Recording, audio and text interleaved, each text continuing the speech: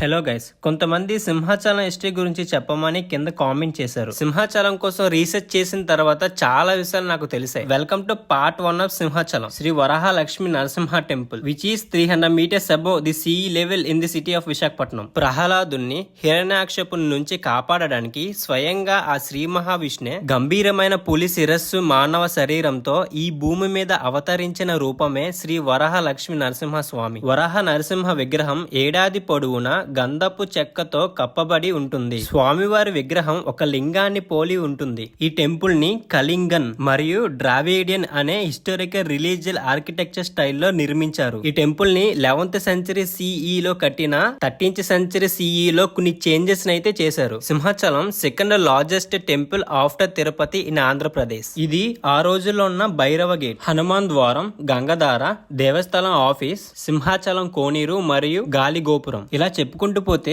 ఇంకా చాలానే ఉన్నాయి. పార్ట్ 1 మీకు నచ్చిందని అనుకుంటున్నాను. పార్ట్ 2 లో క్లియర్ గా మొత్తం అంతా ఎక్స్ప్లెయిన్ చేస్తాను. ఇన్ కేస్ నా ఎక్స్ప్లెనేషన్ కానీ మీకు నచ్చినట్టుగైతే నేను ఆల్రెడీగా సంపత్ వినాయక, కనక మహాలక్ష్మి టెంపుల్స్ మీద హిస్టారికల్ వీడియోస్ చేశాను. ఒకసారి నా ప్రొఫైల్లోకి వెళ్ళి చెక్ చేయండి.